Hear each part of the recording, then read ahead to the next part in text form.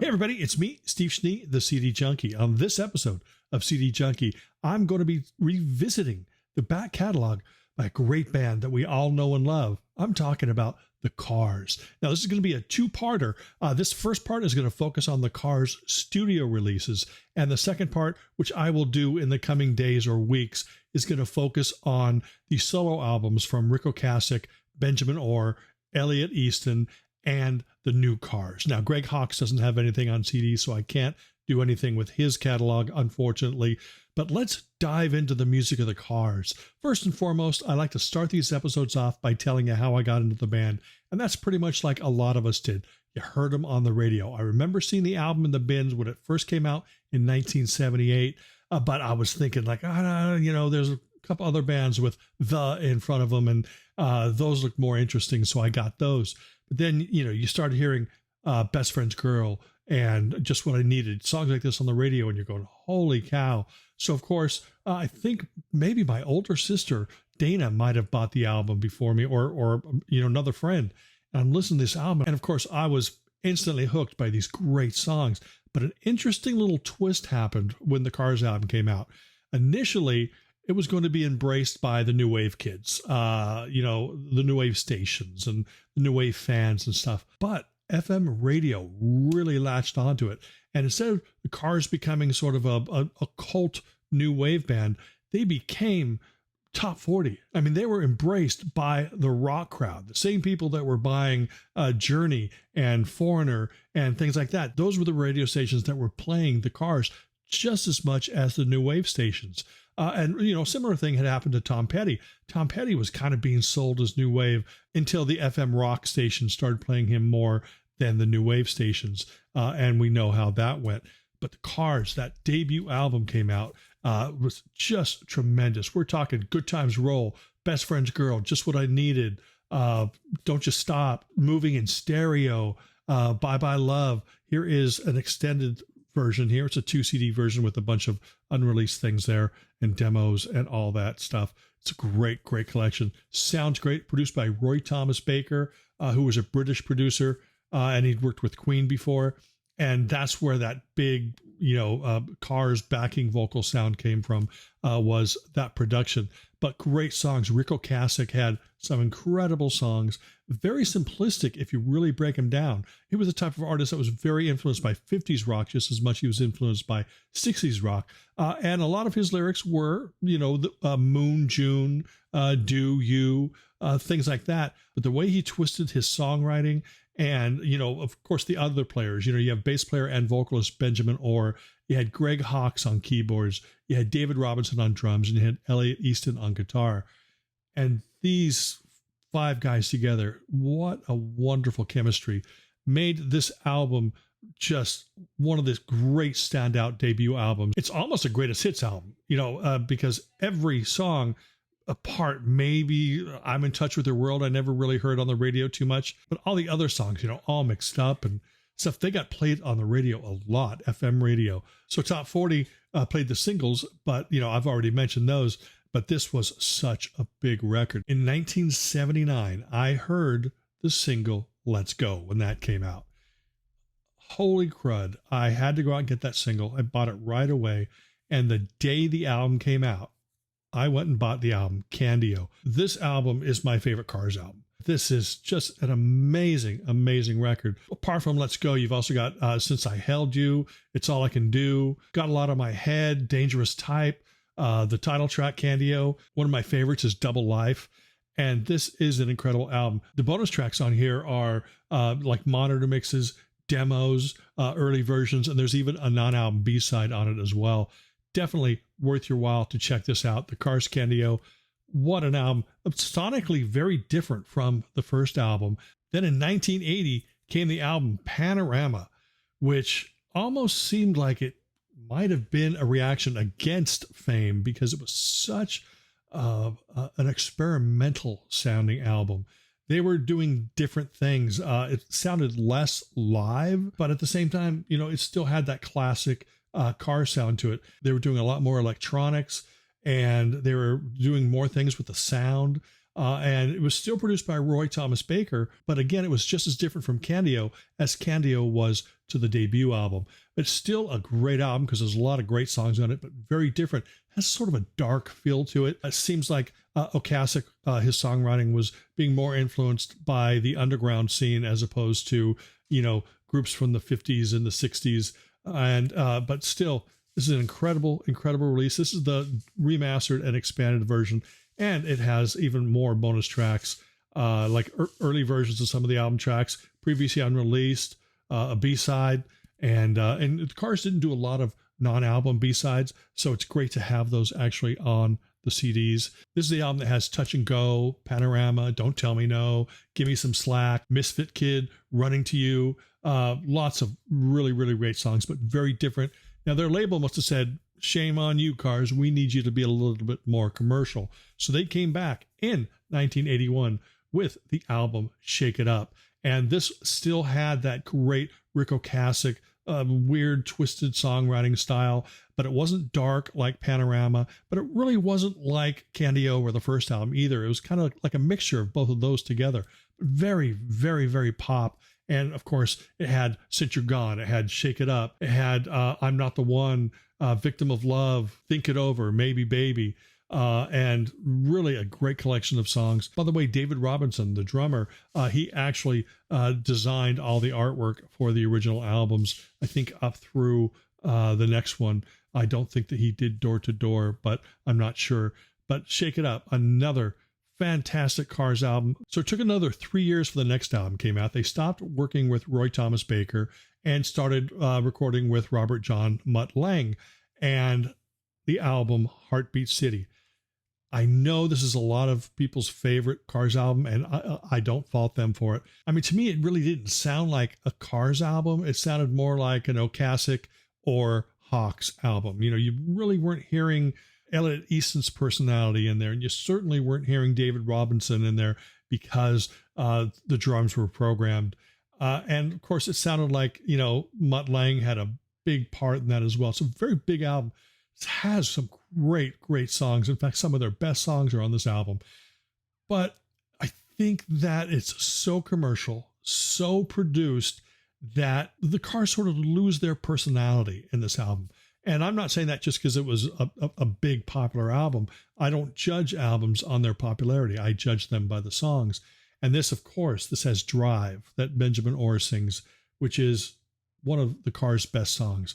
Yeah, it's super commercial, and people may have gotten tired of it on the radio, but it's undeniable. But it also has probably my least favorite Cars song, which is Hello Again.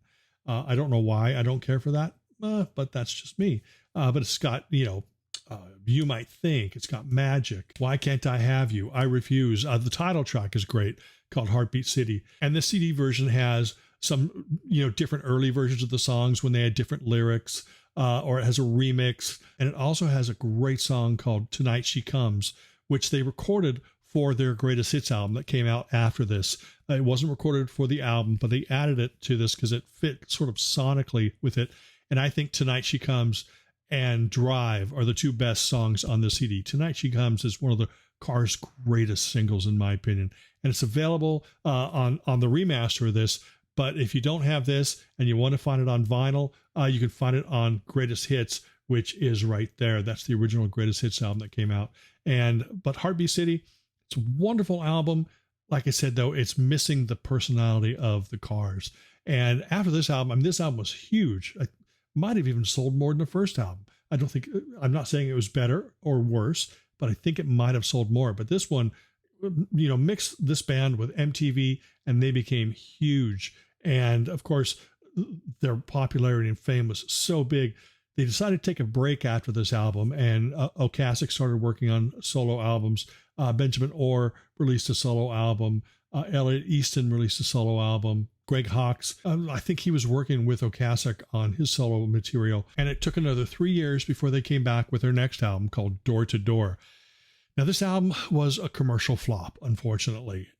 But I'll tell you, it's one of my favorite Cars albums. It is so full of new energy. They're moving away from that sort of overproduction of Heartbeat City, moving away from too many keyboards, and they're getting back to the sound of a real band. In fact, they recorded 2 or 3 of their very early songs on this album. And this album was produced by Ocasek and maybe Greg Hawkes as well. So many great songs. One of my favorite Cars songs is Coming Up You on this.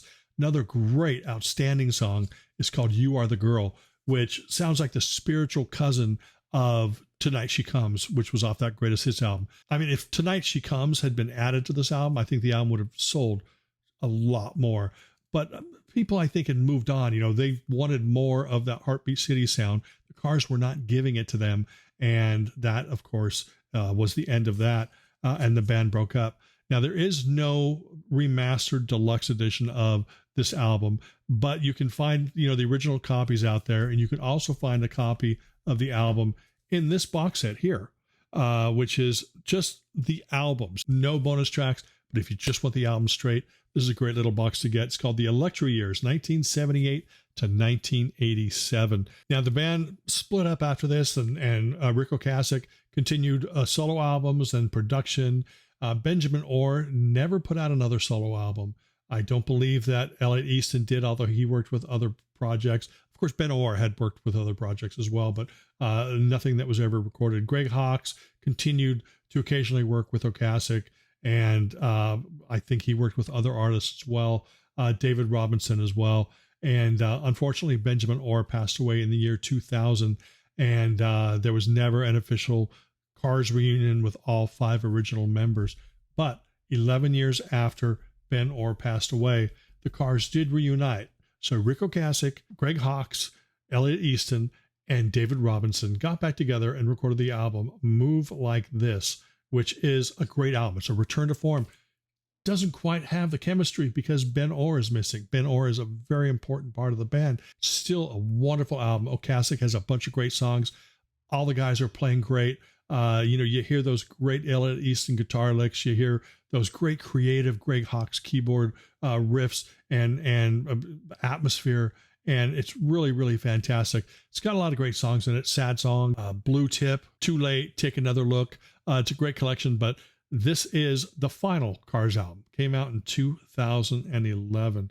And that was it with the Cars. Like I said, I am going to be talking about their solo albums and other projects in the next video. But I want to close this video off by just talking about a few compilations. You know, there's the greatest hits that I showed you earlier. There's something called Complete Greatest Hits that came out.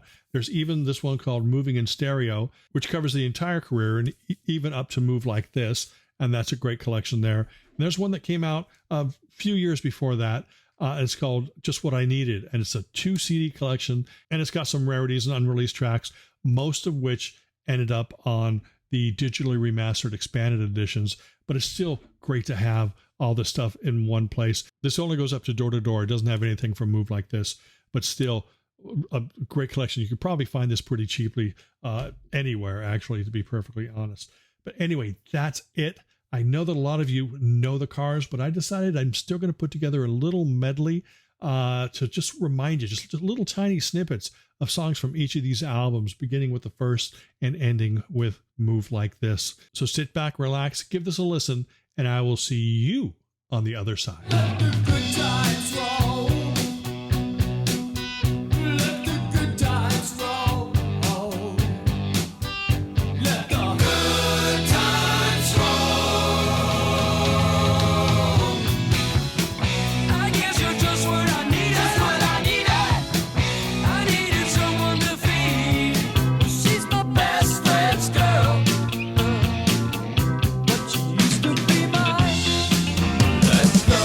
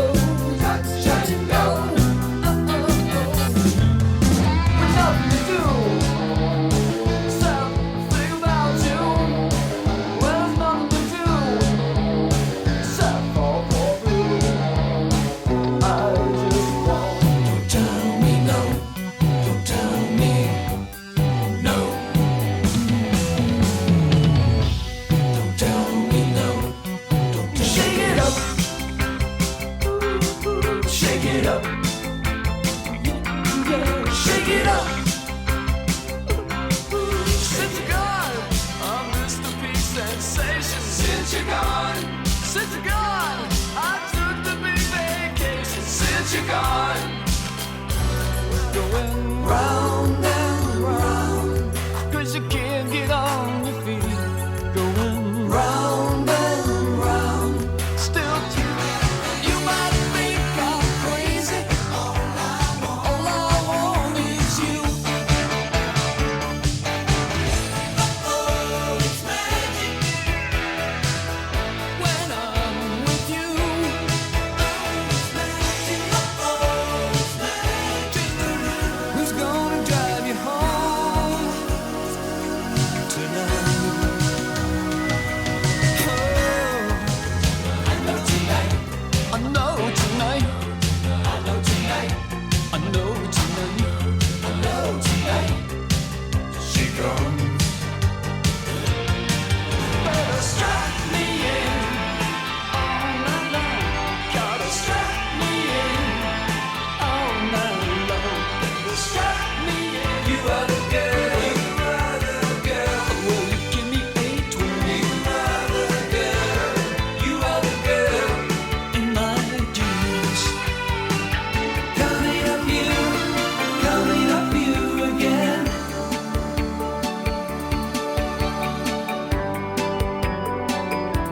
It's coming up you. It's just a sad song that pulls you along, yeah. It's just a sad song and it won't take long. You got that look on your face. You like to be in the race. You cannot hide your disgrace. You leave without a trace. Don't you wanna take another look away? Don't you wanna play the whole thing down? Anyway, that's it. I hope this inspires you to go reinvestigate the back catalog of the Cars. I love this band. I mean, they were much more than a new wave band. They were just a great pop rock band. Of course, I mentioned that we lost Benjamin Orr, but we also lost Rick Ocasek in 2019. But their memory lives on in this music. I hope that you go out and you check it out if you don't own any already. But I really appreciate you taking the time to watch this video. Remember to like, comment, share, subscribe, to ring that bell for future notifications. And until the next time, remember me. I'm Steve Schnee, the CD Junkie.